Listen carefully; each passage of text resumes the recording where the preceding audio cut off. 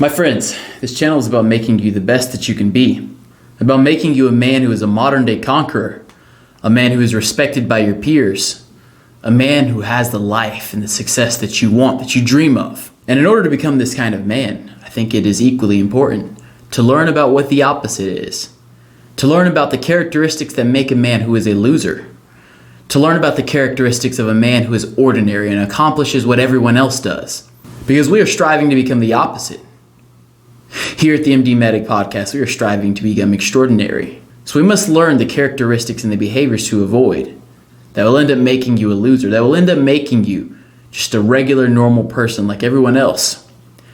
So let's get into some of these characteristics of a person who is a loser. One of them is making excuses for the things that happen to you. You see, there is a concept called the locus of control that is in psychology, that is in every study of the human mind.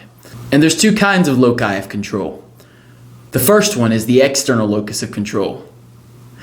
A person who has an external locus of control wants to blame everything that happens to them on something that is external. A person with an external locus of control sounds like just that. They believe that their life is controlled by forces that are outside of them that they cannot control, that they cannot help.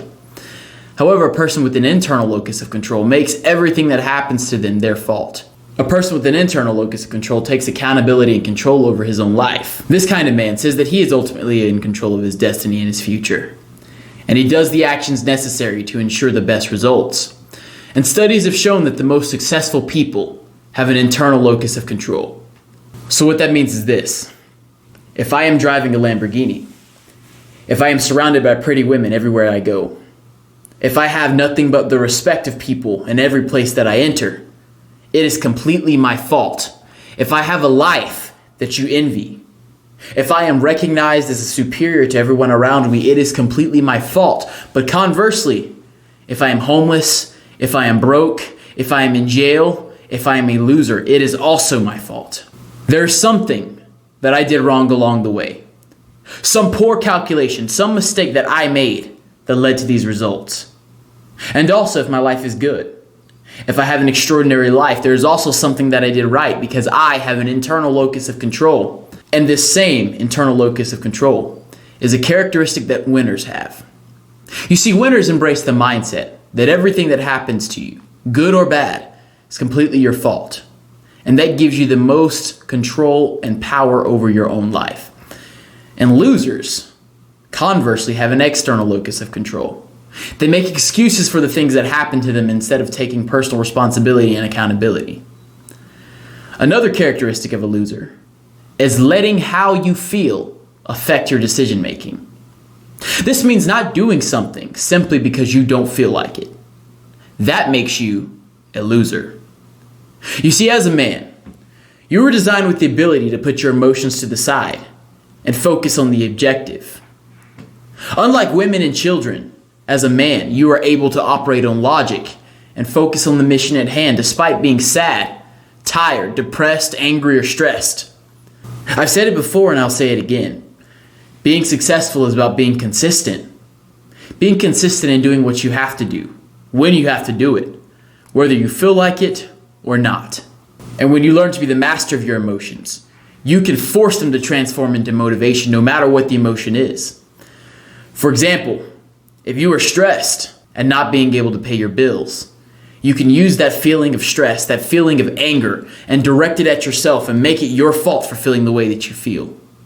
Make it your fault that you're in a financial hardship and use that motivation, that discomfort, as motivation to work harder, to create more systems of generating money and wealth and income. If you are depressed because no girl wants you, you can use that feeling of misery as motivation to become the best, the richest, the sexiest, the most in shape person you can be to make no woman want to reject you ever again. You see, any emotion can be transformed into motivation.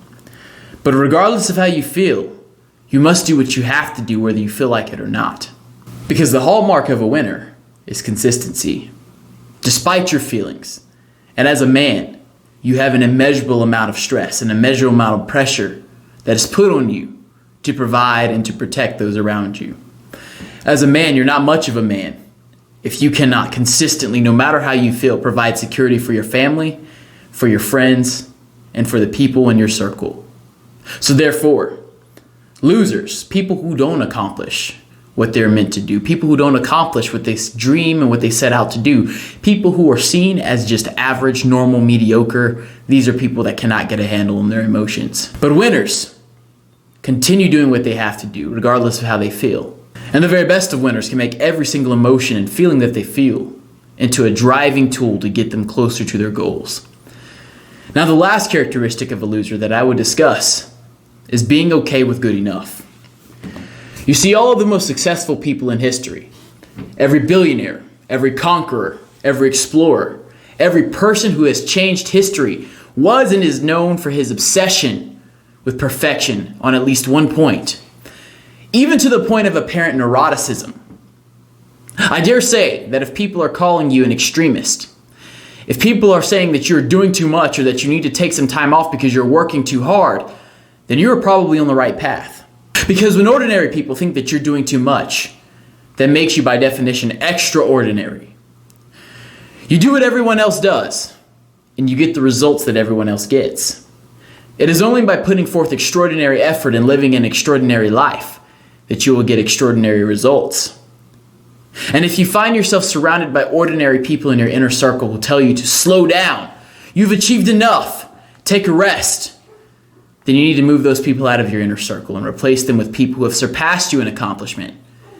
People who challenge you and push you on to the next level of success. And I believe the difference between a man who is a real killer and a man who is just slightly above average is the desire to continue chasing the next level of achievement even after he has found a small measure of success, even after he's made his first bit of money. The man who continues to seek more money and seek more success and seek more power and seek more achievement is the one who will really go far, is the one who will be known in history as extraordinary. So my friends, now that you've learned the characteristics of the ordinary man that only gets ordinary results, the characteristics of men who are losers, you should now know the steps that you need to take to be the opposite. The steps that are needed to take to be a winner. So now go forth and conquer, my friends. The world is yours.